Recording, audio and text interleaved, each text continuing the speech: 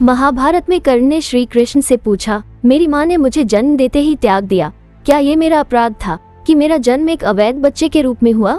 द्रोणाचार्य ने मुझे शिक्षा देने से मना कर दिया क्योंकि वो मुझे क्षत्रिय नहीं मानते थे, क्या ये मेरा कसूर था? परशुराम जी ने मुझे शिक्षा दी, साथ ही ये श्राप भी दिया कि मैं अपनी विद्या भूल जाऊंगा क्योंकि वो मुझे क्षत्रिय समझते थे। भूलवश एक गौ मेरे तीर के रास्ते में आकर मर गई और मुझे गौवध का श्राप मिला।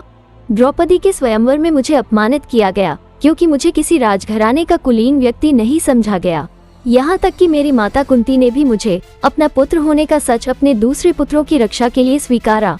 मुझे जो कुछ मिला दुर्योधन की दया स्वरूप मिला, तो क्या ये गलत है कि मैं दुर्योधन के प्रति अपनी वफादारी रखता हूँ?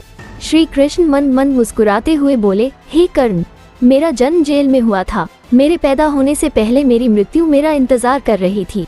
जिस रात मेरा जन्म हुआ उसी रात मुझे मेरे माता पिता से अलग होना पड़ा। तुम्हारा बचपन रथों की धमक, घोड़ों की हिनहिनाहट और तीर कमानों के साए में गुजरा। मैंने गायों को चराया और गोबर को उठाया। जब मैं चल भी नहीं पाता था तो मेरे ऊपर प्राणघातक हमले हुए। कोई सेना नहीं, कोई शिक्षा नहीं, कोई गुरुकुल नहीं, कोई महल नहीं। मेरे मामा ने मुझे अपना सबसे बड़ा शत्रु समझा।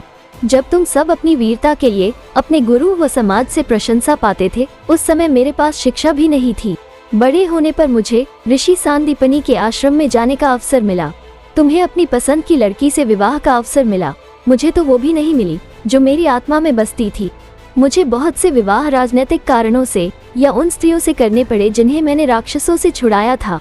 जरासंध के प्रकोप के कारण मुझे अपने परिवार को यमुना से ले जाकर सुदूर प्रांत में समुद्र के किनारे बसाना पड़ा। दुनिया ने मुझे कायर कहा। यदि दुर्योधन युद्ध जीत जाता तो विजय का श्रेय तुम्हें भी मिलता, लेकिन धर्मराज के युद्ध जीतने का श्रेय अर्जुन को मिला। मुझे कौरवों ने अपनी हार का उत्तरदायी समझा। हे कर्ण, किसी का भी जीवन चुनौतियों से रहित नहीं है। सबके जीवन में सब कुछ ठीक नहीं होता।